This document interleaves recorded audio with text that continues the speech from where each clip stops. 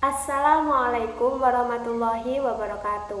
Perkenalkan, nama saya Siti Zahro Yuliafi, NIM T 2019-1057. Di sini saya akan menjelaskan tentang tata cara memandikan jenazah. Niat memandikan jenazah. Jika jenazahnya laki-laki, maka niatnya seperti ini. Nawaitul ghusla lihadal mayyiti lillahi ta'ala. Jika jenazahnya perempuan, maka niatnya seperti ini. Nawaitul ghusla lihadihil mayyitati lillahi ta'ala. Yang kedua yaitu cara niat berwudu. Jika berwudunya laki-laki, maka niatnya seperti ini. Nawaitul wudu'a lihadal mayyiti lillahi ta'ala.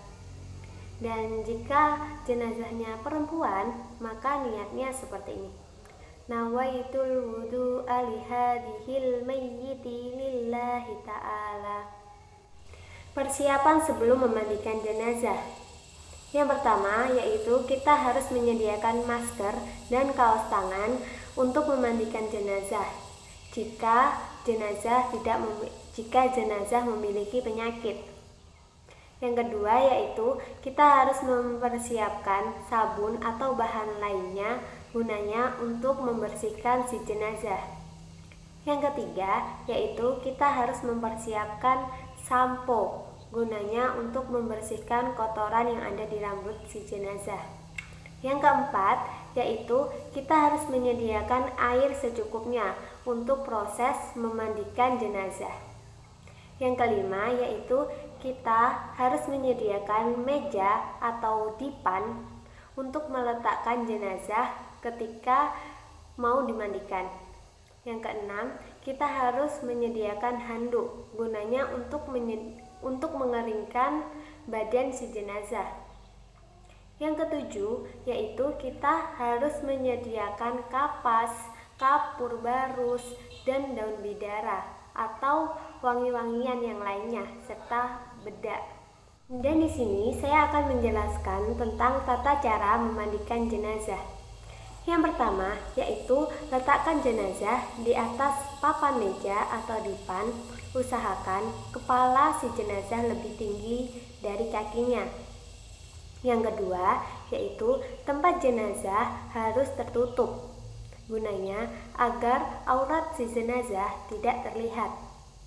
Yang ketiga yaitu kain ganti dengan kain basahan. Gunanya untuk menutupi aurat. Jika jenazahnya laki-laki, maka aurat yang harus ditutupi yaitu dari pusar sampai ke lutut. Jika jenazahnya perempuan, yang harus ditutupi yaitu mulai dari dada sampai ke ujung kaki. Yang keempat yaitu bersihkan kotoran jenazah dengan cara mengangkat pundak dan kepala sambil menekan dada dan perutnya. Yang kelima yaitu miringkan jenazah ke kanan terlebih dahulu, kemudian miringkan ke kiri sambil menggunakan sarung tangan atau kain perca dan disiram berkali-kali gunanya agar kotoran si jenazah itu hilang. Yang keenam yaitu basuhlah jenazah sebagaimana tata cara berwudu.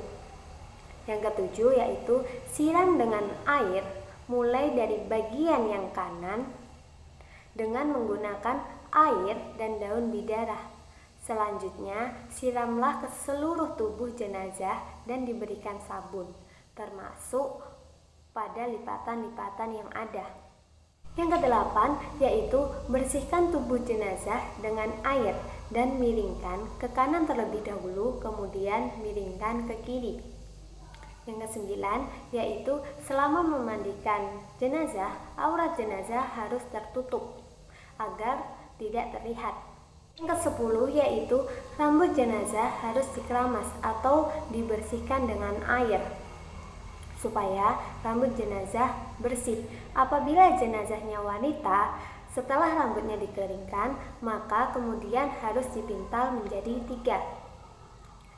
Yang ke-11 yaitu siramlah pada siraman yang terakhir dengan kapur barus dan miringkan ke kanan terlebih dahulu, kemudian miringkan ke kiri. Dan yang terakhir, yang ke-12, yaitu setelah selesai, badan si mayit dikeringkan dengan handuk, kemudian ditutupi dengan kain yang bersih dan kering agar auratnya tertutup. Selain beberapa hal tersebut, perlu diperhatikan yang pertama, yaitu bersihkan segala najis yang ada di badannya. Yang paling utama yaitu di bagian kemaluannya, kemudian ratakan dengan air ke seluruh tubuh. Yang kedua, yaitu setiap mayat wajib dimandikan 3 kali. Yang pertama, mayat dimandikan dengan menggunakan air yang dicampuri sedikit kapur barus dan daun bidara. Yang kedua, mayit dimandikan dengan menggunakan air dengan dicampur sedikit kapur, kecuali yang meninggal itu dalam keadaan ihram, maka tidak boleh dicampur dengan kapur barus. Terus yang ketiga, yaitu mayit dimandikan dengan air murni tanpa ada campuran apapun. Memandikan mayat harus dengan teliti agar mayat tidak membawa kotoran di hadapan Allah. Dan perut si mayat harus ditekan pelan-pelan agar isi yang ada di dalam perutnya itu keluar hingga bersih. Dan yang terakhir, yaitu sebelum memandikan mayat terlebih dahulu harus membaca niat, karena niat itu termasuk ibadah. Kemudian siramlah tubuhnya si mayat sebelah kanan terlebih dahulu, kemudian siram yang sebelah kiri sampai air itu merata dalam seluruh tubuhnya, ke dalam seluruh tubuhnya. Setelah semuanya siap, baru si mayat diwudukkan.